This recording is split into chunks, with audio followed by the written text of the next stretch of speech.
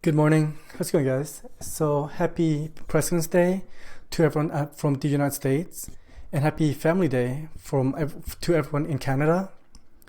So today, you guys, today is February 15th, 2021, and this is the very first episode of MMA in the morning.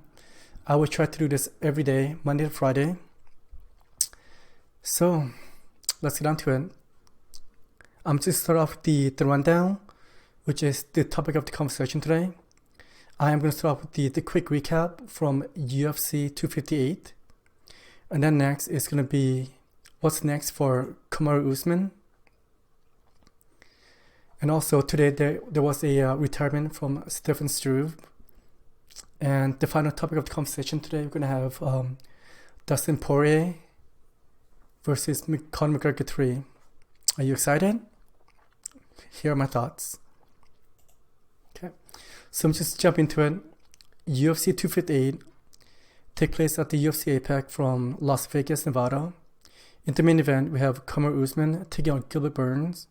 Co-main event, Alexa Grasso taking on Macy Barber.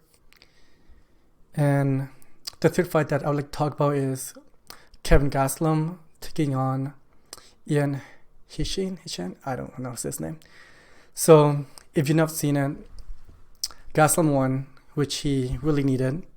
It's just the fact that he was on a 3-fight losing streak, and for him to lose this one coming up, oh my goodness, it would have been a big loss for him. It was honestly a must-do win for Gastelum, and I am very glad that he did.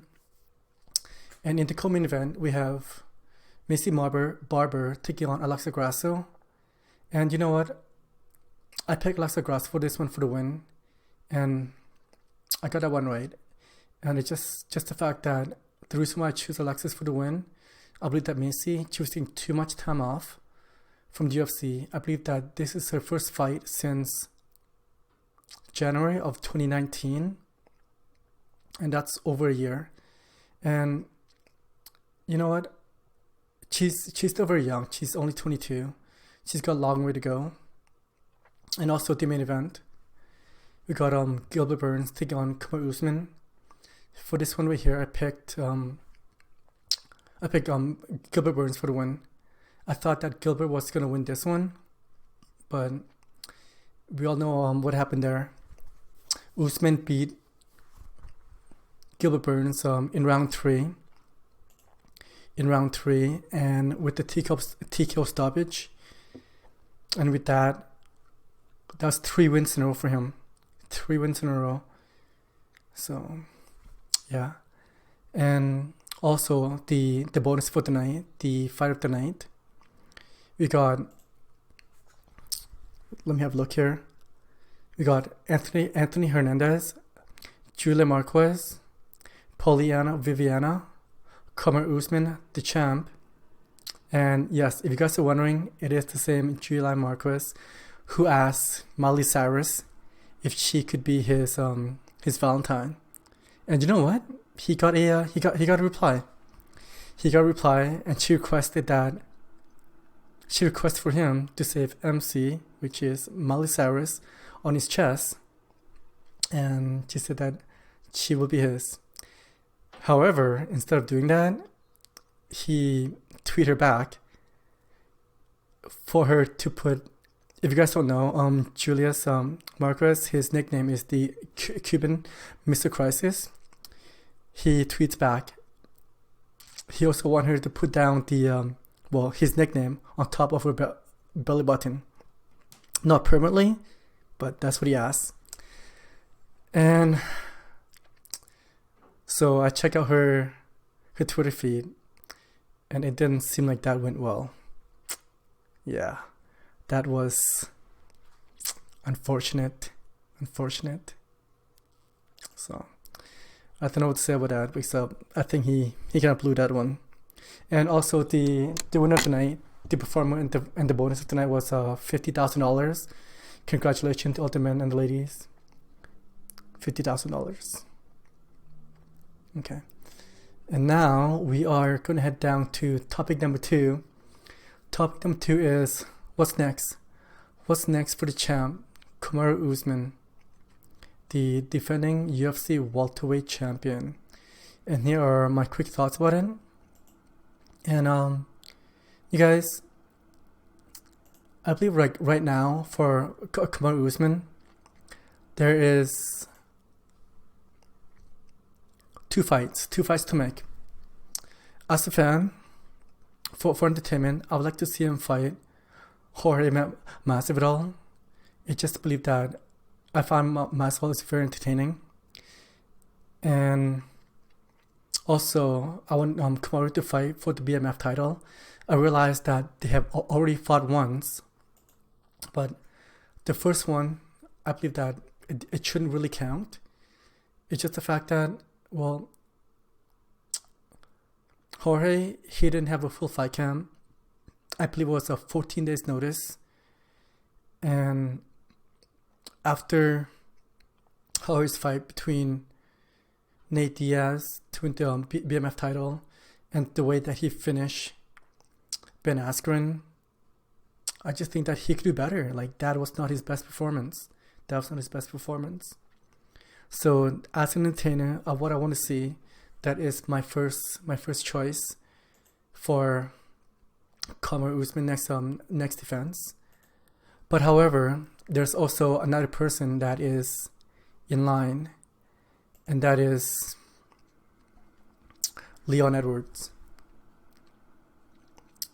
As for now, Leon Edwards, I believe that he should be the number one contender. I realized that he's got a match with Chimaev, but that match has been cancelled due to COVID because Chima, you know what, I'm bridging the guy's name as well. Chimaev, he's not doing well. I want him to recover, just take a better care of himself and come back when he's ready. But as right now, I don't think that's the time right now. Because, well, if he comes back, let's say the fight get rebooked for what, the third time, the fourth time? I can't even recall right now. If they do, then there's a risk of, well, it shouldn't be that much of a risk. If Leon win, they'll be like, well, just be the guy who's been fighting COVID. And if Chimaev win, they can say that, well, nothing really. It's like, it's not a big praise to him. But as for me right now, as a fight fan, I don't believe that he should be fighting right now. I think Chimaev should be take a bit of time off, take care of himself, and come back when he's ready. And right now, I don't think he's ready. So, also, the other reason that I want to see Jorge fight Kamaru is that there is a possibility of the UFC relaunching UFC The Ultimate Fighter. And as a fan, like I said, for entertainment, I would love to see these two as a coach. There has been a few teas of who could be coming up next, and the rumors are for the relaunching of The Ultimate Fighter. You are going to have Jorge versus Colby Covington. Colby Covington rematches Kamaru, and then of course the season finale or the final fight is going to be, well, the coaches fighting for the UFC welterweight champion. But like I said, what I would like to see, the two coach would be Jorge versus Kamaru, and for the final fight for their match, winner takes all.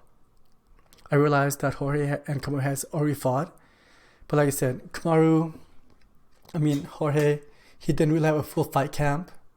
He stepped up on a 2-week fight, on a 2 weeks notice. I believe that he should have a bit more of a fight camp before he steps in there. I mean, he is fighting for the title, so yeah. I just turned on the lights. I'm going to turn that off. No, I'm going to turn it back on. Yeah, so I believe that there should be a bit of a, I just want him a full camp, and I find those two guys very entertaining.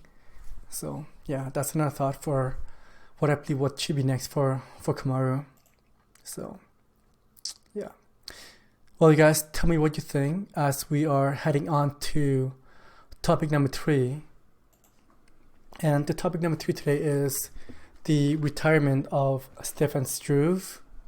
He announced this through his Instagram post, and I don't know, I couldn't say that I was surprised because, well, I have not seen him fight in a while, and I don't know what's gonna happen. Like, he's been doing this for a very long time, and for the last 6 match, he is 1-5.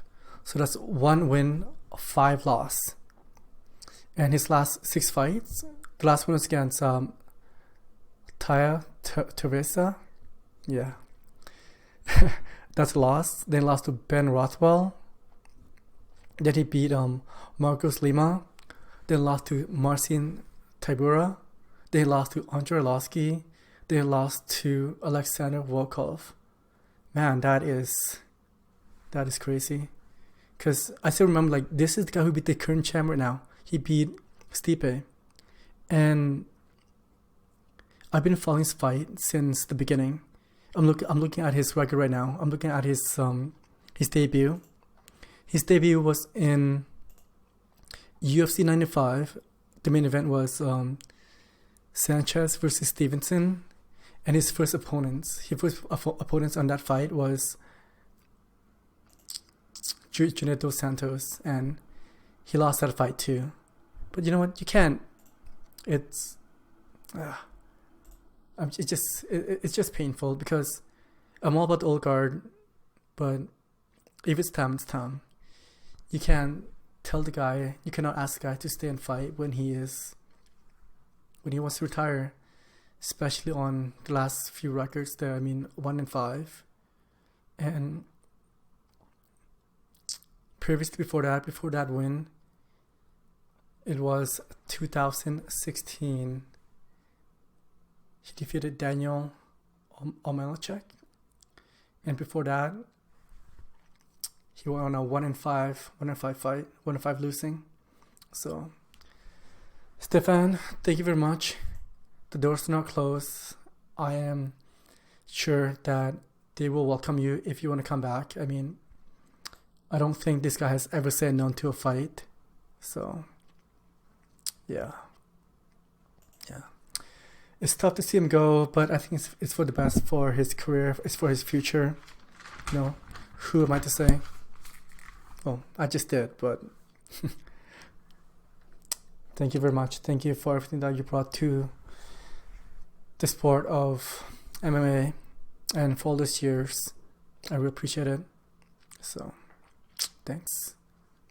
Okay, so now we are going to head down to the last topic, which is Dustin Poirier versus Conor McGreger3. And according to Dana White, he wants to schedule that for sometime this year, sometime this summer. And you know what, guys? I don't know how to feel about that. Like, their last fight, I believe that wasn't really competitive. I mean, you could argue that Conor got a few good shots in, but at the end of the fight, Dustin looks a lot fresher, and it doesn't seem like he took that much of a beating. And you know what? I will watch it because I'm a fight fan. That's why I'm doing this, because I like to speak my opinion. And also, like, as right now, if Khabib is not coming back, I believe that this fight should be for the belt right here. And there are going to be a lot of people saying that it shouldn't because Conor has lost the last fight. And in the UFC lightweight champion, he's 1-2. Fine, fair enough. 1-2. But that one was massive against Eddie Alvarez to become the champ. And you know what? At the end of the day, you guys, it's all about money. It's all about money and entertainment.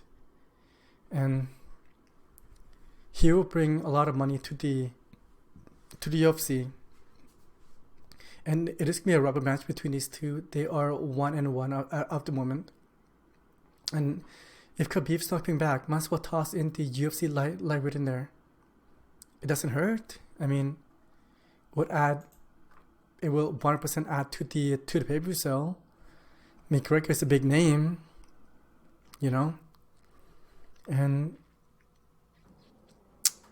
also, Dustin has always mentioned, well, not always, but during their previous fight, during a post-fight interview, and also at the post-fight press conference, during the post-fight interview, he did mention that he wants to fight Conor again, because, like I said previously, that they're 1-1. But also on top of that, Justin believed that he is the champ, and I can't blame him. He's the champ, and he's not willing to fight Michael Chandler because he believed that Michael Chandler doesn't deserve the shot for the title because that was his first fight in the UFC, which, fair enough, it's true. But also, it's Michael Chandler. Michael Chandler, he's been a beast. I follow him in Bellator, and the way that he fought Dan Hooker, that was ridiculous. If I'm not broke, which I am, I would put everything I have on Michael Chandler to win that fight. So yeah, are you excited? Kinda, not really, not as of this moment. But let's go back to Michael Chandler for a moment. If you were to UFC, because the trend lately is that a backup fighter, who would you have as a backup fighter? And this is the reason why I'm asking this. Michael Chandler, Michael Chandler has been saying since he got the UFC that he's a company man, but also Dustin want to fight him. But at the end of the day, if the UFC give Dustin enough money, he'll fight him. And also Dustin said that he will fight him if the belt is on the line. Right? And number two, I hate saying this because this might be a possibility that might happen, which I just did. But also, the odd man out is Charles Oliveira. I mean, he's on an 8-fight win streak. Like, that is the biggest win streak in the UFC right now. And the last opponent he beat was Tony Ferguson. And, like, he didn't beat him, like, he did beat him, but he didn't make it look like it was a tough fight. He crushed the guy. He made it look easy. Yeah. So the next question would be, what if, okay, stick with me. What if the UFC put McGregor and Dustin, but it's not for the belt? What do you do then? If it's not for the belt, like, then who'd be fighting next? Who'd be fighting for the UFC lightweight champion? Yeah. Okay. So guys, so that is my quick thought on today, which is February 15th. Once again, happy President's Day to everyone in the United States, and happy Canada Day to everyone in Canada. And like I said, I will try to do this every day, Monday to Friday.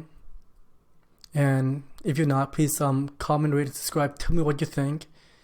And you know what? I want to have a conversation. I like the interaction. This is new to me. It's not new, but it is new. I have this channel for a very long time, and as of last Saturday, I decided to repost after about nearly 2 years. So here we go. So this is my segment for MMA in the morning. You guys, thank you for watching me. Thank you for everything. Comment and subscribe. Let's have a conversation. All right. Take care. Good luck. Take care. I'll talk to you soon. And enjoy the fight. Be safe. I think we're good to go.